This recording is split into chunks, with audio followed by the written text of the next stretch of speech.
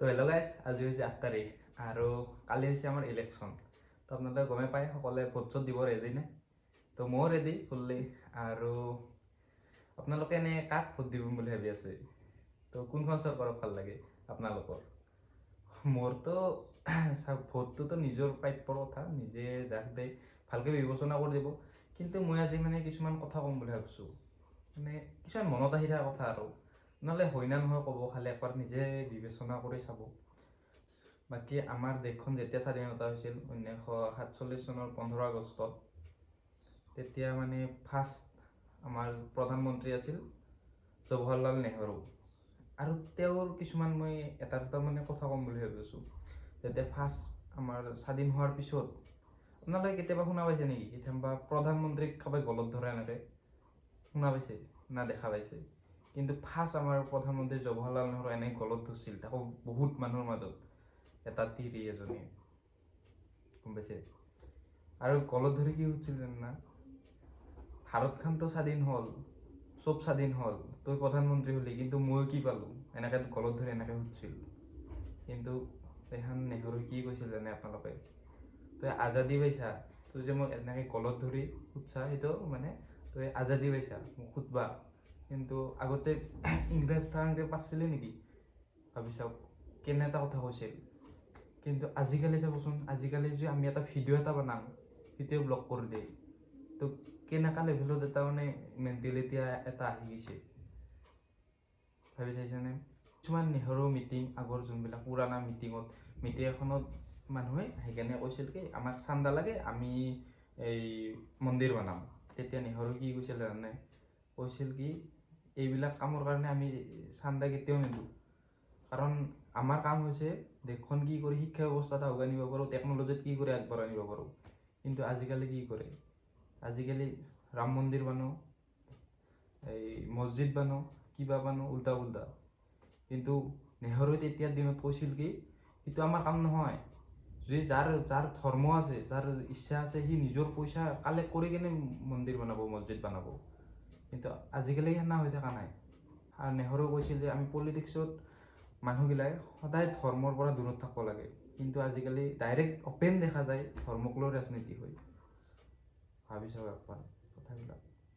তো সেইবিলাকতো বহুত আগৰ কথা, এইখান বহুত কথা চেঞ্জো হৈছে, বা আমিতো ইমানো নাজানো। কিন্তু এইখান আমি অসমৰে কথা কওঁ, যি কি নহওক।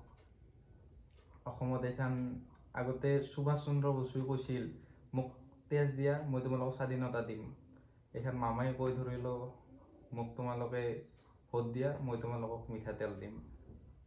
তো এটা বস্তু এটা থাকে না, মেণ্টেলিটি বুলি এটা বস্তু থাকে না, সেইটো চাওকচোন কিমান। আমাৰ ধৰি লওক বিজেপি চৰকাৰ অহাৰ আগত আমাৰ ধাৰ আছিল 85 লাখ কৰোৰ, আৰু এতিয়া কিমান ধাৰ হৈছে জানানা? এই 10 বছৰত আমাৰ ধাৰ হৈছে 185 লাখ কৰোৰ। 100 লাখ কৰোৰ বাঢ়ি গৈছে। তো ভাবি চাওক আপোনালোকে। আৰু চাওক, আগতে জৱাহৰলাল নেহৰুৰ দিনত তো তেতিয়াই ইমান টেক্স নাছিল, কিবা নাছিল। তো তেইখানে জৱাহৰলাল নেহৰুৰ দিনত কি কি কাম হৈছিল মই কৈ আছোঁ। ইছৰ' তেতিয়াই হোৱা, যোনটো বস্তু আমি এতিয়ানো ইউজ কৰি আছোঁ। কিন্তু আজিতো এনেকুৱা বিশেষ একো ডাঙৰ কাম হোৱা নাই আজিকালিৰ দিনত। কিন্তু টেক্স কিমান বাঢ়ি গৈছে। আজি যদি আমি ৰাস্তা ঘাট চাব যাওঁ, কিমান বেয়া। ক'ৰবাত যাব লাগিলে চবতে টেক্স লাগে। খোৱা বস্তুত আগতে বহুত জেগাত গাড়ী কিনিলে টেক্স নলয়, আমাৰ ইয়াতে আজিকালি যদি দালি চাউলত টেক্স লোৱা হৈছে। ক'ব গ'লে ঘৰৰ পাকঘৰৰ এটা বস্তু টেক্স লয় 12 পৰা 15% ভিতৰত। তো ভাবিছে একবাৰ আপোনালোকে। ভোটটো আমাৰ সকলোৰে নিজৰ দায়িত্ব আৰু কৰ্তব্য দিয়া। তো আপোনালোকে সকলোৱে ভোট ভাবি চিন্তি বিবেচনা কৰি দিব, কাক দিব লাগে। আগতে বিজেপি চৰকাৰ অহাৰ আগতে আছিল পেট্ৰলৰ দাম আছিল 55 টকা, 50 টকা, 55 টকা, এইখিনিৰ ভিতৰত আছিল। তো এইখান হৈছে 100 টকা। ইমান পইচা দুগুণ বাঢ়ি গৈছে ডাইৰেক্ট। ডিজেলৰ দাম আছিল 45, এইখান হৈছে 90, দুগুণ বাঢ়ি গৈছে ডাইৰেক্ট। চিলিণ্ডাৰ এটাৰ দাম আছিল 400 টকা, তো এইখান হৈছে 1100 টকা, 1200 টকাই হ'ল নেকি এইখান, নাজানো ভাল কৰি। তো ভাবি চাওক কেনে এটা লেভেলত মানে বস্তুৰ দাম বৃদ্ধি হৈ আছে। আৰু যে সেনেকৈ যে বস্তু এটাৰ দাম বৃদ্ধি হৈ থাকে, আমি আমাৰ যেতিয়ানক লাগি বিয়া চিয়া ধৰি লওক ঠিক আমাৰ বয়সৰ চলিগিলাই, তেতিয়া আমি কি কৰি চলিম সেইটো ভাববা লাগব। এতিয়া আমি ধৰি লওঁ জাতি ধৰ্ম এইগিলালৈ লাগি কিনে লাভ নাই একো। তো যিখিনি মানুহ বুজি পাইছে কিন্তু বুজিয়ে পাইছে, কিছুমান মানুহ আছে একলা খালি ফেচবুকত চাই থাকে কাৰ কি কাজিয়া হৈছে কাৰ কি হোৱা নাই, ক'ত গৰু মাংস বিকি আছে কাই গৰু মাংস খাই আছে, সিটো লৈ ডাইৰেক্ট পলিটিক্স কৰি আছে। এতিয়া আপুনি কওক বোলে এখন ডাঙৰ বিশ্ববিদ্যালয় খুলিম, আপুনি কওক বোলে আমাৰ চাওক মই এটা কথা কৈছোঁ সেইখিনি সময়ত খান ছাৰ বিহাৰৰ পাটনাত ঘৰ, খান ছাৰে নিজৰ প্ৰাইভেট হস্পিটেল খুলিছে। প্ৰাইভেট হস্পিটেলটো বহুতেই খোলে, কিন্তু তাতে কিমান বস্তুৰ দাম কম। এক্সৰে 5 টকাত কৰিব পাৰিব আপোনালোকে, চৰকাৰী হস্পিটেলতে নৰি, গম পাইছে। এডুকেশ্যন আৰু আমি ধৰি লওক স্বাস্থ্য এইবিলাকৰ ওপৰত চৰকাৰখনে বেছিকৈ গুৰুত্ব দিব লাগে মোৰ মতে। কিন্তু চৰকাৰে এইখন কিহত গুৰুত্ব দি আছে, ৰাম মন্দিৰ বনোৱা। সেইদিনা অমিত শ্বাহে এটা হেৰি দিলা, কৈছে কি ৰাম মন্দিৰ হৈছে सीता माँ का मंदिर नहीं हुआ तो बुरा लग जाएगा। মানে মন্দিৰ চন্দিৰ এইগিলা বস্তু লাগে, কিন্তু আমি মোৰ শক্তি আছে মই নিজে যাই সেৱা কৰিম, কিন্তু যেখান এখন হস্পিটেল হ'ব বা শিক্ষা ব্যৱস্থা ভাল হ'ব তেখানহে দেশখন উন্নতি হ'ব, গম পাইছে না। আৰু আমাৰ অসমৰ কথানো কিনো কম, অসমতো মানুহে মানে অসমত মানে যাক ধৰি লও মামাই তেল দিছে দালি দিছে তাকে ভোট দিম, সেনেকা হৈ গৈছে। অৰুণোদয় দি আছে কিবা দি আছে পইচা দি আছে তাকে ভোট দিম, ট্ৰেণ্ডৰ লগত চলে মানুহখিনি। আমি অসমৰ মানুহখিনি এতিয়া মানে যিটো হাৰত দেখা পাইছোঁ আমাৰ পলিটিক্স কৰি থকা, তো সেনেকা হাৰত যে পলিটিক্স হৈ থাকে আমি লাষ্টত আমি হিন্দু মুছলিম কৰি মৰব লাগব, সঁচাই কৈছোঁ।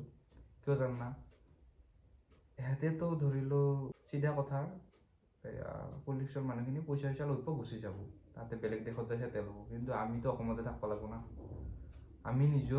আমি অসমৰ মানুহখিনি চব একলগ হৈ থাকিব লাগিব, তেতিয়াহে আমি আজি জুবিনদাৰ ন্যায়টোৱে নাপালোঁ, নিদিলে জুবিনদাৰ ন্যায়। আৰু কৈছে কি কিমানটা ডেট পিউচালা, মামাই সংসদ ভৱনত ক'লা কিবা বেলেগ, এতিয়া বাহিৰত কয় কিবা বেলেগ, চবটো কথা বেলেগ বেলেগ হৈ যায়। তো সেনেকা হ'লে আমি কেনেকৈ থাকিম, সেনেকৈ হ'লে আমি কম কি। আমাৰ চৰকাৰে পুলিচ ব্যৱস্থাপনা বা ছিষ্টেমটো টোটেলি অলপ চেঞ্জ কৰিব লগা হৈছে মোৰ মতে।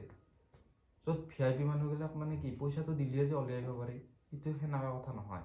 সেনেকা আচলতে হোৱাৰ কাৰণে আজি এটা বস্তুৰ পৰা চবখিনি বস্তু লাহে লাহে খেলি মেলি হৈ যায় থাকে। আৰু গাইজ বহুতে মোক ক'ব কি এইখান BJP চৰকাৰে কি কাম কৰা নাই, তো BJP চৰকাৰে বহুত কাম কৰিছে, নকৰা নহয় দেই।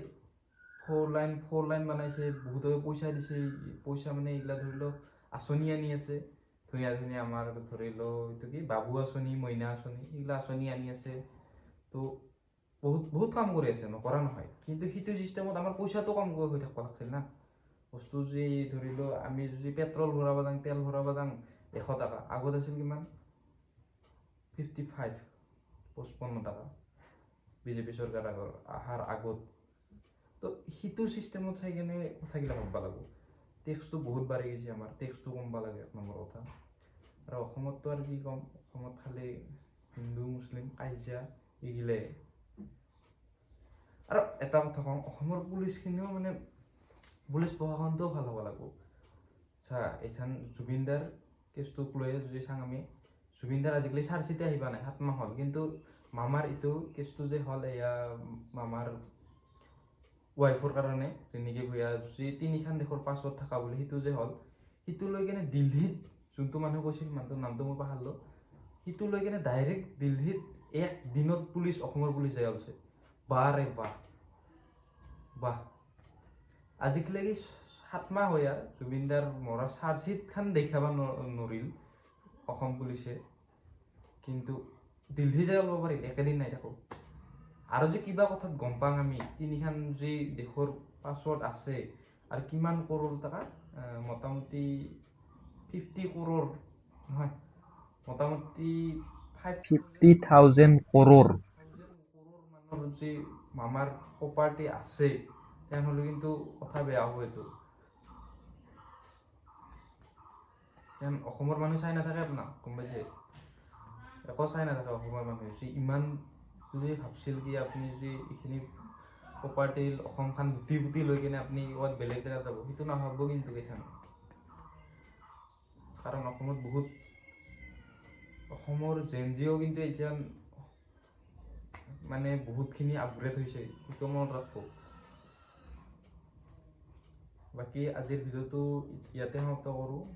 কৈ থাকিলে বহুত কৈয়ে যাব কিবা কিবি, বাকী কালি ভোট দিবলৈ ৰেডি মই। শেষত মই এটাই কথা ক'ম কি আপোনালোকে হিন্দু মুছলিম চাই কিনে ভোট নিদিব দেই। সিটো যি হৈ ধ্বংস হ'ব, গম পাইছে না? অসম বৰবাদ হৈছে অলৰেডি বহুতখিনি, তো আৰু বৰবাদ হ'ব। তো আপোনালোকে কাই ভাল কাম কৰিব পাৰে সিটো চাই কিনে ভোট দিয়ক, গম পাইছেনে? বাই গাইজ, একো যাতে ধুনীয়াকৈ ভোট চোট দিব, যাতে হাই কাজিয়া নহয়, সেইটোৱে মই বিচাৰোঁ। আৰু বাকী অল দ্য বেষ্ট। আজিৰ ভিডিঅ'টো ইয়াতে সমাপ্ত কৰোঁ।